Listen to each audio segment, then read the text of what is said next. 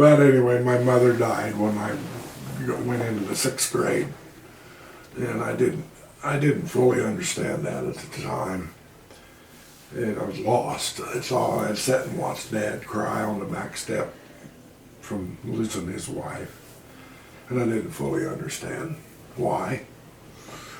But eventually I put it somewhere, I guess inside, but I did a lot of things to mask the pain.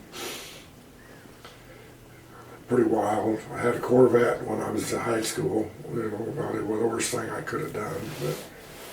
But I still held the Lord. Didn't fully understand why He took my mother. And then when she had her breast cancer, He had brought that all back. And I was able to get some healing from that. Actually, being able to help her, I got healing. That's what his mom died of, was breast cancer. Breast cancer, yeah. And so I guess that in a way that was a good thing. She had a lot of positive things happen to her. Throughout that whole heart, met a lot of people in that situation. But we were growing a lot together. I don't think there was a long time she wouldn't allow me to hug her. I couldn't walk up and hug her. She'd just freak out because of her previous marriage. And I didn't understand that because I've never been around people like that. You know, I just don't understand it, and I won't tolerate it. We met in 92. We married in 2002. And in 2004, I was diagnosed with breast cancer.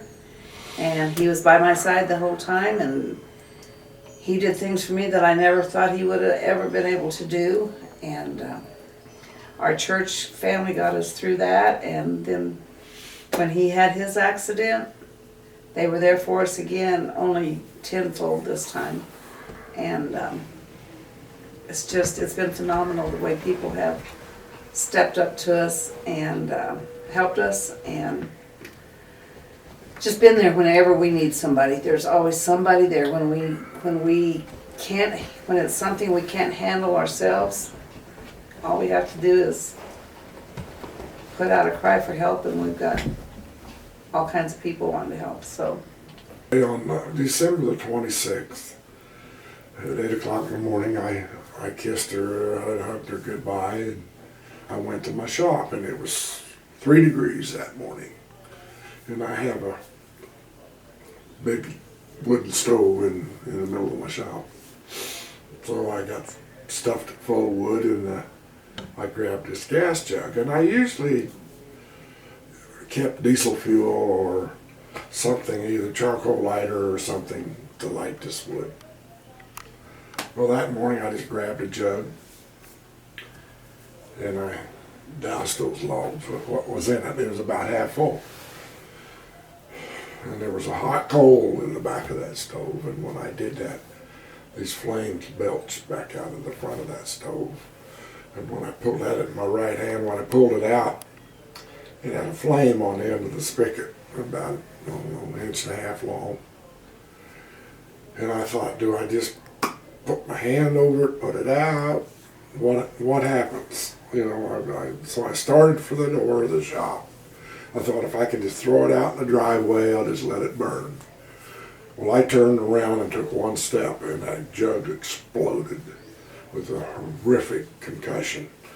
Blowed my cell phone off of me. Saturated my whole body with fuel. Saturated everything around me with fuel and fire. There was flames coming clear over the top of my head at that point. And I knew I was in trouble. I thought, how do I put this out? There's nobody here. There's nobody I can't get to. I can't get to the phone. What do I do? So I started for the door. I thought, well, if I can get to the door and get outside and roll. There was a little snow on the ground. Maybe I could put it out. And as I started taking steps toward the door, which was about 30, 40 feet away, my clothes just started falling off of me. And I'm swatting the fire in my hair, everything's on fire. And I start swatting my legs, when I get about halfway to the door. and I start swatting and the skin starts falling off my legs. And then it's falling down around my shoes. I can't get my clothes off because the shoestrings have melted in my shoes. They won't come off. So I keep trying to get to the door, and I knew at that point that I was done, that I wasn't ever going to see my family again, and I wasn't going to see Sherry anymore. Everything I knew on earth was over. It wasn't going to last anymore. I was dying. And I got toward the door, trying to still trying to survive, and I fell down on the floor in a pile of fire. And I said, Lord, please forgive me. I can't live like this. Please take me. And I no more got the words out of my mouth, and he took me up, and I was standing in front of him.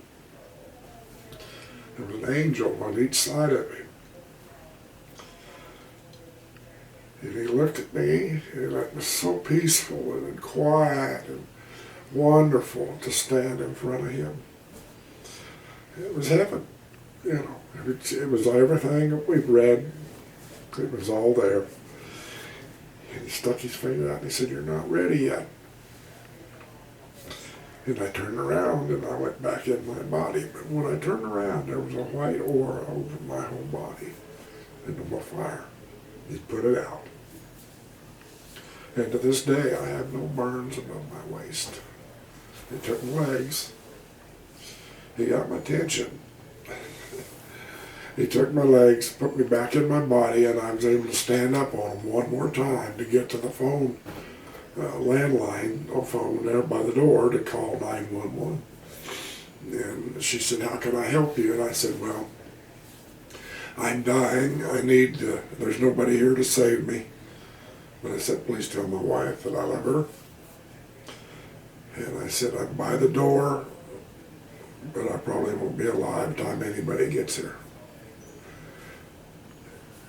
Yes, I don't remember doing it, but she said I put the phone on speakerphone so I could continue to talk to her. I collapsed back down on the floor in front of the door at that point. And when time passed, and she kept talking to me, stay on the line like there's, and finally I heard the sirens coming down the road with the fire trucks. And I couldn't get up. I was against the door. He had to shove me back to get the door open to get me out of the shop. And there was fire raging in the back by that stove where it lit everything on fire. Black smoke. I remember that smoke was so black. And he got that door open, but down here there was white smoke where I was laying.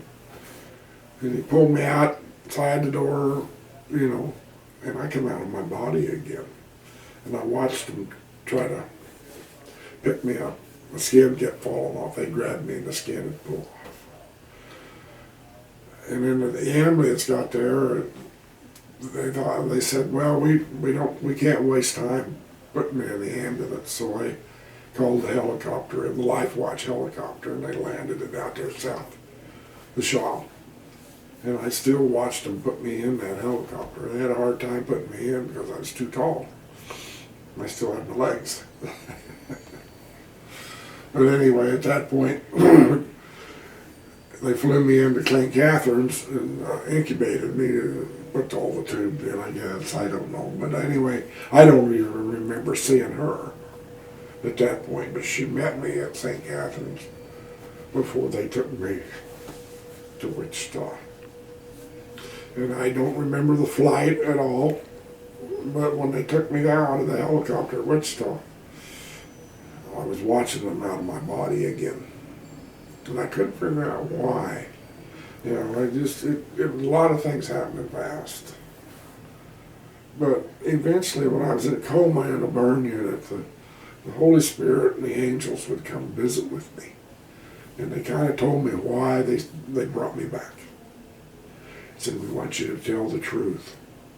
We want you to tell people that there is a hell and there is a heaven, and you can show them the way.